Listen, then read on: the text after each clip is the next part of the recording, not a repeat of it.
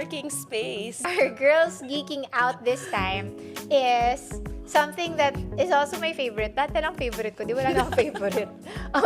The most important business numbers. Yes.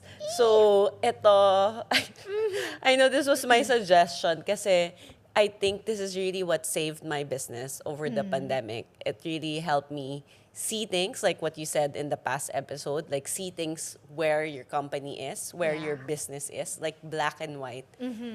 Ito siya. Walang And bola. walang bola, walang drama, 'di ba? You Yes. have to make like hard decisions as an entrepreneur. Exactly. So, I also like business metrics or business numbers. I think, ano talaga siya eh, it gives you an honest picture as what you've said. Yes. Wala siyang palabok masyado, although there are ways to do that, but you shouldn't. You're just lying to yourself. Yes, exactly. So, bakit, 'di ba?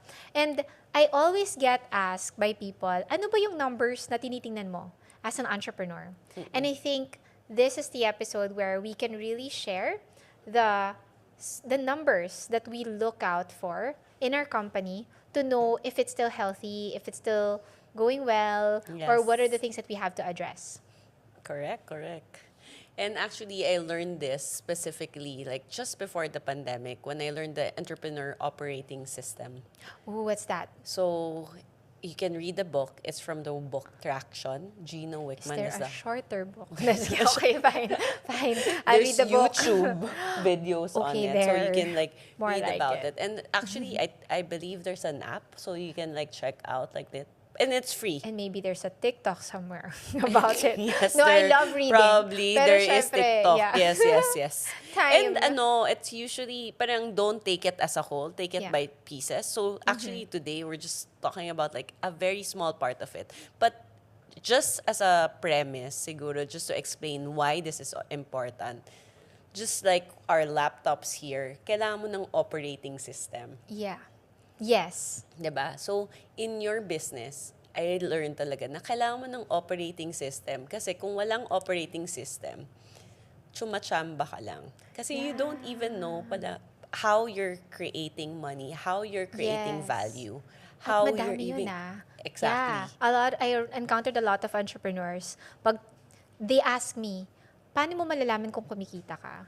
So that's really a difficult question. That's also an indicator na marami kang hindi natatrack. Yes. And that could be dangerous. So yes, operating system. Yes. It's really about finding your operating system so that your business is sustainable. So, kaya ako, I also learned a lot when I was practicing EOS.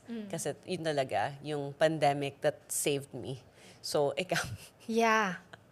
Sa akin, I've done a lot of softwares. I've tried QuickBooks, Xero, NetSuite, halos lahat ginamit ko na.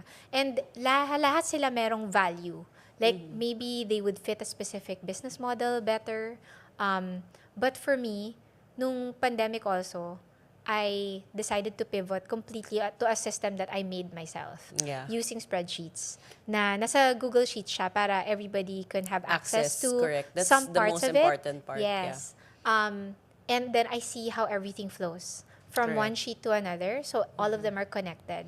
Para at any given point in time, I could see our sales, our expenses, our profit if there is, our inventory. So what's important though is you don't just rely on what you see as in the numbers, but you also know what's happening in the business. Yes. Because if you don't know the relationship between your numbers and your actual operations, magkakaroon yan ng gaps. So like inventory, for example, pwedeng numbers are correct, physical count is wrong.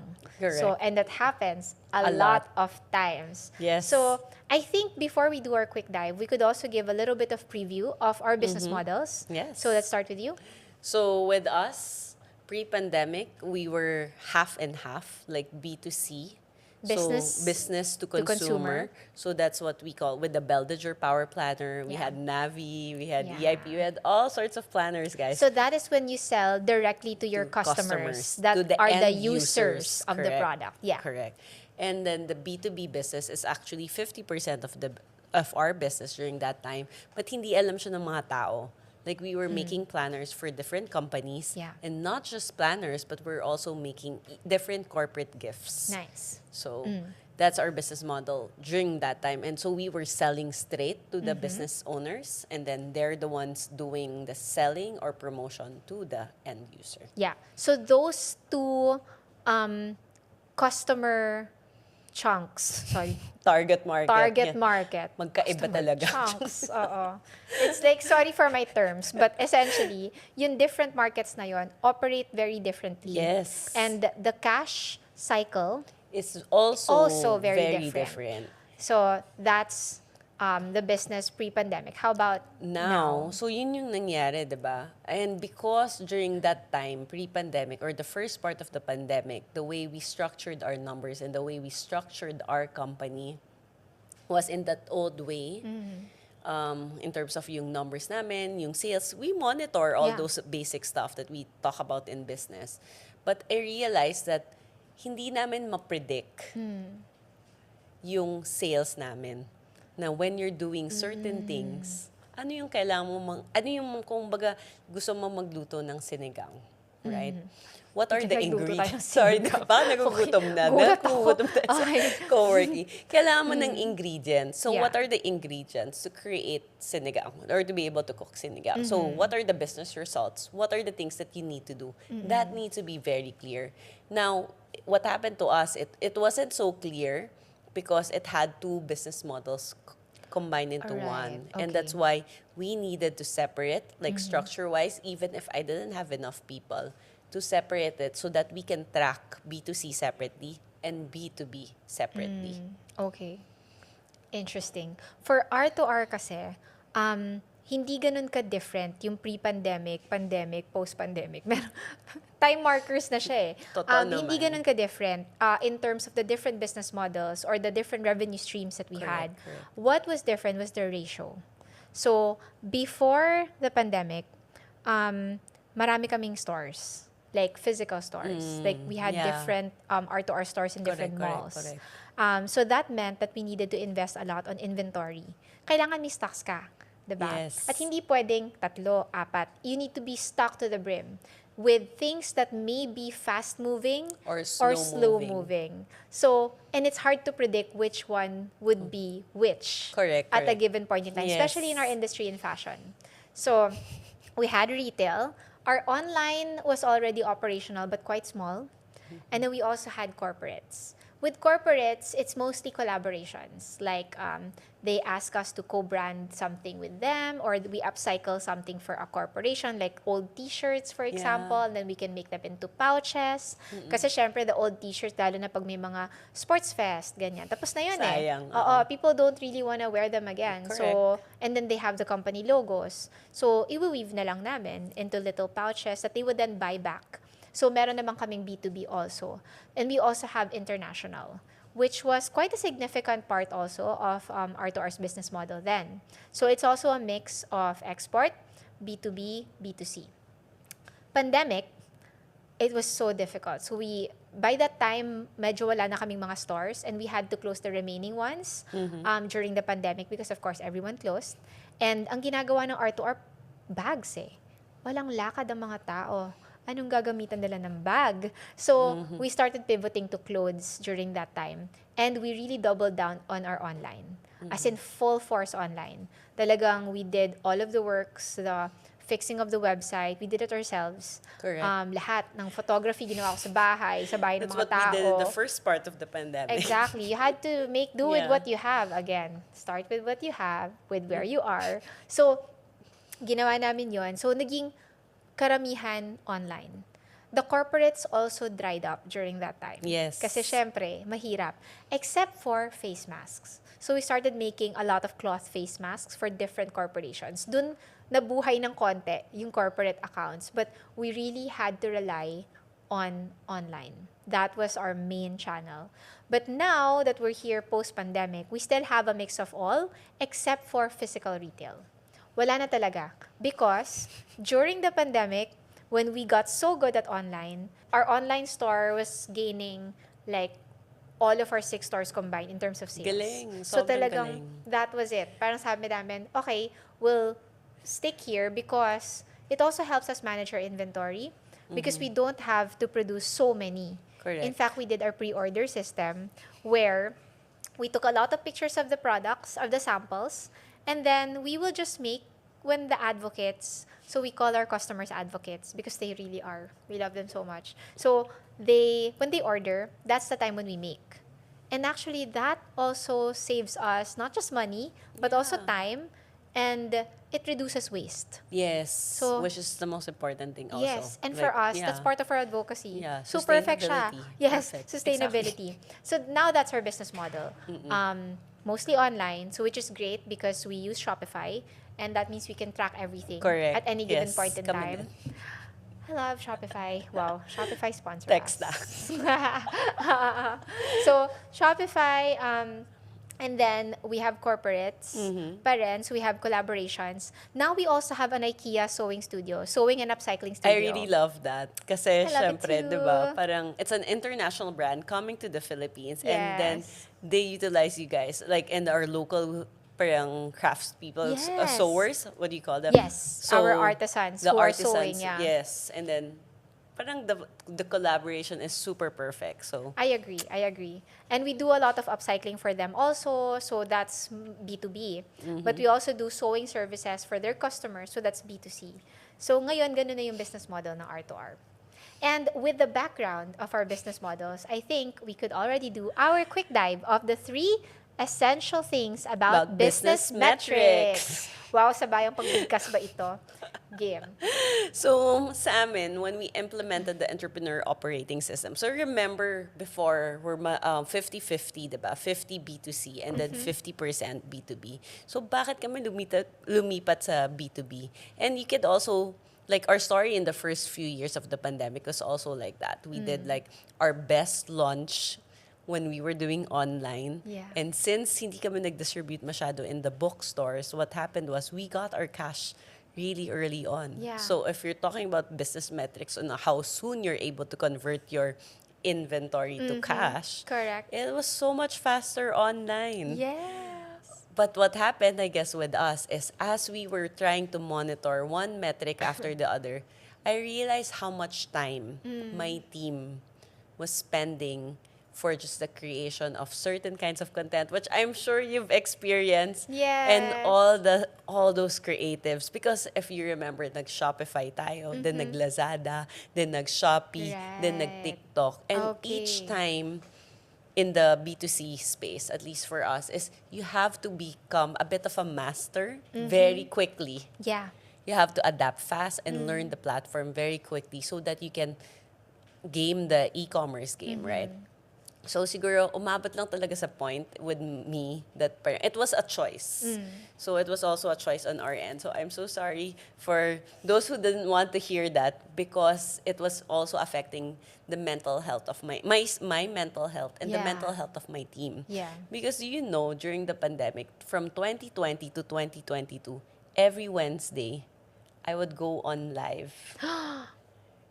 Regardless of how I felt, how stressed I was, Wow. just to create that content. That's why I go, Oh, that's tiring. I'm already tired thinking about it. so I was doing it very And it consistently. was a very stressful time also. It was such a So you have to stressful force time. yourself to like I want, smiles, I like, mean, okay. I would be honest and I would be showing up like authentic. I mean, kung ano, if I'm stressed, sasabihin ko naman. Pero, syempre, in general, you're still a bit more positive because the intention there was really to help uplift the community, Yeah. right? So, that was one of the things that we did. But I realized like slowly, parang, no way, we had to take care of our team, of Yeah. myself, kasi the energy of the company, it was getting affected that we Yeah. were really just getting super stressed with everything. And then when we were following the numbers, which is the business metrics, we saw what was more predictable for Okay. us, for our efforts, Yes. and managing our energy is really just B2B. And that's why slowly it shifted. And right now, we're 80% B2B Nice. in our company. And will it stay that way? I don't know. The numbers will tell us. Yes. So I think that's a great way kasi of using the numbers, right? It also guides you. But as what you've mentioned, it's not just all about the numbers. Correct. It's not just all about the Yeah, so numbers. parang the numbers will guide you in a way, but you also guide you. Like Yes. how you're Where do you want feeling, to where do lead you your want to company to? go. So it's a choice, but at least it's an informed choice. Yes. That's I think the most important. Correct, correct. The And numbers talaga, napaka-important. You see where you are, and then you can choose where do you want to go, given yeah. this is the reality. This is the honest truth about where your business is at Yeah. this point in time. So I think for us it's the opposite in some way in terms of business model because we're now majority online. So Yes. B2C talaga as in direct to consumer. And we love it that way because for me B2B before became a bit more stressful because also we're a very specific brand. And we have a Yes. very specific look. Look, So correct. that means for this year you might get a client. For next year they might want somebody else because Yes. understandable. You want to mix up your corporate giveaways. You want to mix up your Yes. gifts or your collaborations, right? So parang we had to do pitching and pitching and pitching. It's a never-ending pitch. But that's because we have a very specific brand. Yes. And we wanna continue doing that brand kasi that's what Correct. supports our artisans. So hindi kami makakagawa ng mga generic stuff Yes. which we could do, but we wanted to really support It the won't weaving. follow the purpose of your company. Exactly. And that's why we doubled down on B2C. Yes. And for us, I think because we're very, we've been an established brand, people look for our products and it resonates with our artisans more. Correct. And as that happens, parang organically, a lot Meron of our, pa rin meron magtatanong. talaga, Yes, yeah. kasi that's the sort of like another business term is a flywheel. So it Yeah. follows like a flywheel model. You can research more about it, guys, if you want. But that's not what we're geeking out on this episode. So what are your Metrics. metrics? So yung weekly metrics, so ako I'm really a believer that the metrics, you monitor it on a minimum a weekly Agree. basis. Totally Hindi talaga agree. siya pwedeng monthly, hindi pwede siyang annually, hindi siya Huwag siyang annually utang na loob, nakakatakot, friends. diba, yung annually, diba? Yeah. But it's really weekly. So I learned this in EOS that you're supposed to figure out what is the right metrics that you need to monitor. Exactly. And we both have different circumstances and situations in our company and different business models. So it won't exactly be the same. And I guess that's what's interesting about this. And for all our listeners for today, you need, if you're running your business and you're trying to figure out what your scorecard is, whether it's weekly, well, at the very, dapat weekly, sorry. Weekly. Emphasize Whatever, or the underscore bold. weekly, so weekly, Yeah. you figure out, like, ano yung mga metrics na, the analogy in EOS is, you're in an island and there's no internet. What are the 5 to 7 numbers you need to know Yeah. to feel like, okay, I'm relaxed, I can enjoy this island because Yeah. my company is okay. Yes. What are the 5 to 7 numbers that you need to know? So at the same time, it highlights like certain things, which I guess in a way I'll talk about it later. But for us, to just state what the scorecard is, it includes our cash collections. Okay. For Very the week, important. because cash Go is cash. king. And queen, lahat siya. Oo, lahat. All of the above, the most important thing. The milestone project. So, kasi sometimes you're unable to monitor things like in a progressive manner. So, meaning ko may task or may kailangan mangyari. So, ano yung milestone? Then, number 3 is meetings with new clients. So, meetings yung Pitching minimeasure. ka. Pitching. Okay. Because B2B. Yes. And then, number 4 is the value of cost estimates or project proposals sent for the week.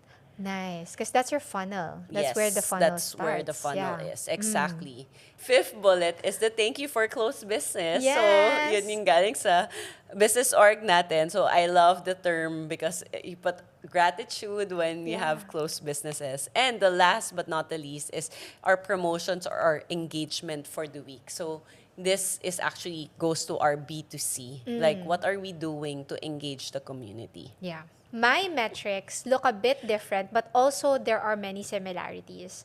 So because we're doing more online store, Correct. we have access to the data of our online store at any given point in time. Mm-hmm. But we also have other revenue eh. So I also have like syempre a spreadsheet. Ano pa ba? A spreadsheet that puts those all together. So I look at rolling revenue and I look at it all every week also. So every Monday without fail, we look at that.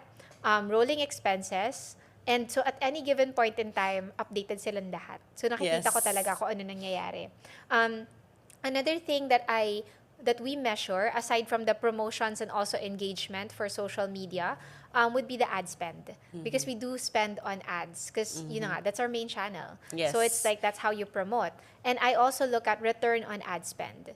Now, what a Most good ratio important, is, the yeah. ROA. And what a good, yeah, the ROAS. But what's a good ratio will depend on what you do and what your margins are.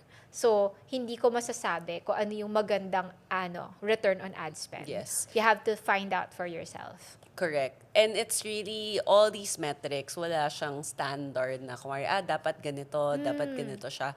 It's really what you, the reason that you assign a metric, and sometimes you'll be incorrect with choosing what kind of metric Oh yeah, you, sometimes you will over-metric it. yeah, over metric it, and then Yeah. you realize, oh my God, I'm hitting these metrics, but why am I not achieving my real bigger goal, which is to increase my sales or expand the market, whatever it is, Exactly. diba?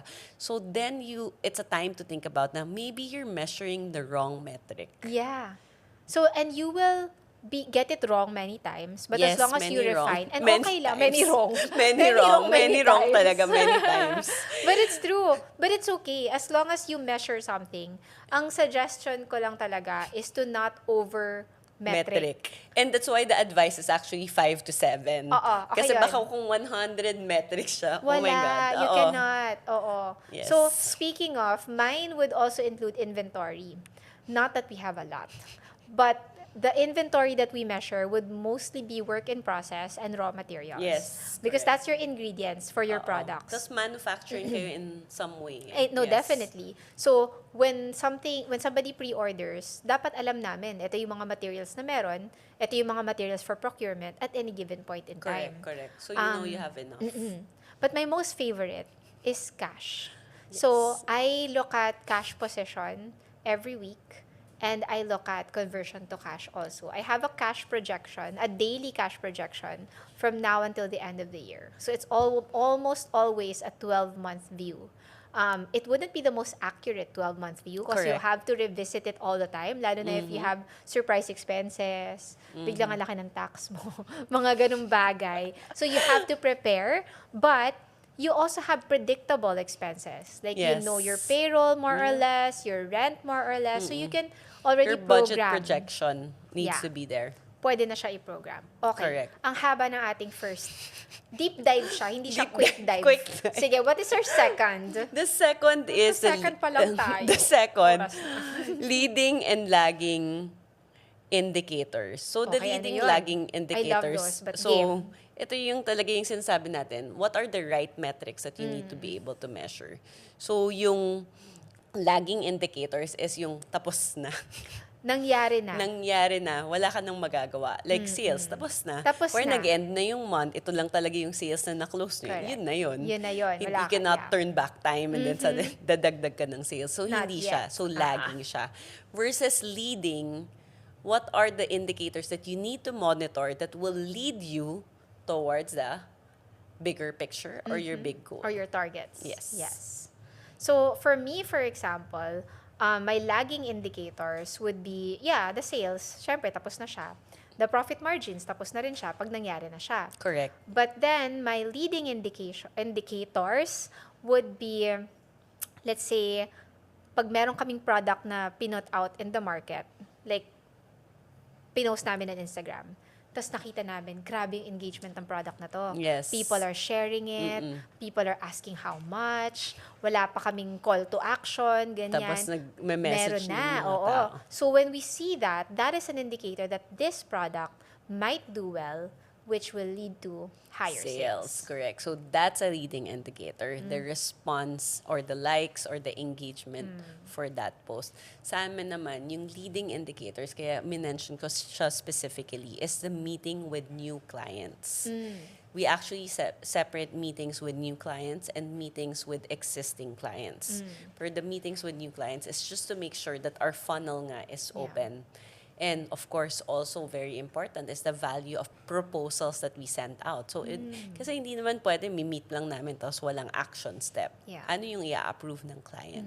So, that's really one of the things that we measure as a leading indicator. But of course, the lagging indicator is how many closed businesses have you done with a B2B client or with any of our clients. So you see your funnel. Parang see your- in yes, in our I game kasi, in our In your- business, in the business game, meron ka talagang funnel, Yes. your market. Oo, So, yung pinakamalaki, Oo. tapos paliit. as you make it bigger, syempre more chances of winning. Yes. Diba? Kaya napaka-important na parang you build a healthy first level of your funnel and then aalagaan mo siya pababa ng pababa. Yeah. Kasi sometimes minsan, ang laki ng investment mo sa taas, tapos hindi mo pala siya inalagaan. Yeah. So let's say walang follow-through. So sometimes your leading indicator might just be follow-through. yes. 'Di ba? Yes. Follow through with certain calls with And it's some of these actionable. things. Yes, exactly. So leading indicators are exactly very actionable na kumare, shocks yung ka-meeting ko lang this week or the whole team or just meeting 10 people a Yeah. week or something like that. So what else can we do? How can we increase this? And then eventually you can evaluate, is this the right metric? Yeah. So that's our second. Yes. And our last one is actually super important. Kumbaga, bahala na may metrics ka, pero pag hindi mo to ginagawa, wala na. Wala talaga. Wala. And ito, Yes. I don't know if it's because we're structured people, but we like the rhythm of accountability. Yes. And Nung kailangan siya. any kind of system, not just the entrepreneur operating system, the system of your life when you're planning, when we talked about goals, it's really about monitoring it again and again. Yeah. And again, the studies have shown Yes. studies have shown that it's really the most, parang the highest performing in terms of frequency is really at least once a week. Oh, yeah. So that's why Super the agree. rhythm is very important. I think we said it in the past podcast na napaka-important kasi we function like parang more or less the sun rises in a certain range, sets in a certain range of time. So, ganun din yung biological clock natin. Kahit minsan hindi ayaw natin pakinggan, meron pa rin siya.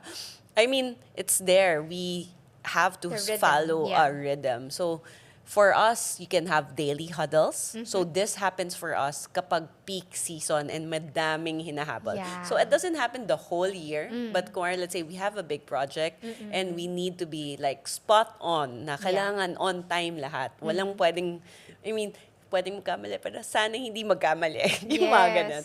So daily huddle, so just 15 minutes with regularity. The weekly scorecard, we review it every week. And per department, or parang ang dami namin, per group of Same. department, Maka-department, maka-department, kala mo. tas dalawang tao lang Oo, pala. ganun. Same naman. Meron silang scorecard, and then as the leadership team na kahalati na ng company Oo, ganun. review din yung Okay na yun. nire-review din kung anong nangyayari sa company. So what are the most important metrics? And because you have that honest picture of the company, you Yeah. get to discuss ano yung mga pwede natin gawin to improve this Right. on a weekly basis, not at the end of the year, not at the end of the month. Yes, kasi hindi na siya actionable that way. So actually, Correct. we follow a similar rhythm. And for me, I always say, if you don't have a cadence for it, it's not gonna get done. So you need a cadence. You need to program it into your life. So for us, it's every Monday. And I hate long meetings. So hanggang 30 minutes lang talaga ako per meeting. Galing. Oo, sobra talagang nagtatap out ako pag sobrang tagal. So I try to facilitate it the best way possible and prepare for it before the Correct. meeting. The preparation is very important. Yes. So, andun lahat ng metrics na mini-measure. We do that every week. And then throughout the week, because nga I don't like meetings, we just utilize kung ano yung group chat na Assigned to the project. Assigned to the project or assigned to the department, ganyan. We have to get better at it because I think there are better ways to do that. But for us, so far, it's working because we have the regular cadence. Yes. And whatever works for you. But Correct. the most important one is do it weekly. So, hindi ko sasabihin whatever works for you kung quarterly. Hindi mag-work yan. Weekly. Weekly talaga. Yun lang yung only requirement sa, Uh-uh. sa podcast episode na Yes. to. Do it your own way, but Weekly. Oo. Do it however you want, but weekly. Joke lang, okay? So, I think that is a good cue for us to do our now what. Yes, so our now Practical what, your application. practical applications will be sharing a scorecard template that you can customize. Yay! So that will be our downloadable for this episode because we want you to monitor something weekly, whatever that is. Whatever that weekly. is. But we hope kasi parang when you're able to monitor it, you'll be able to really get results. And then, Yes. I mean, there's a bit of patience. It's not like after 1 month, you've decided na, oh my God, this is the best metrics ever. Hindi siya Like, hindi siya ganun eh. You have to test it with seasonality, with what's happening in your company, the ups and downs. You have to be able to test it. But you still need to monitor it para alam mo nga na, it's time to pivot Yeah. or it's time to adjust. And then listen, look at the numbers, kahit minsan nakakatakot. Look at the numbers as honestly as possible, and then that's actually your best chance to be able to be successful, because when you look at the facts, then you can decide what is the best way moving forward from this. And that is another good cue for us to challenge our listeners and watchers on their turn, on their challenge, on how they are gonna geek out over this. Yes. So what is their challenge? Your challenge is to create your own weekly scorecard. So if you're in business, I hope you can test it out. Like, what business metrics do you want to track? So we didn't talk about any kind of ratios, guys. We specifically want you guys to focus on what is tangible that you can monitor on a week-to-week basis. And Yeah. if you want to have some fun with some scorecard for your personal life, pwede rin Go naman. for it. Actually, that is my challenge. No, my challenge is set aside a date and time weekly.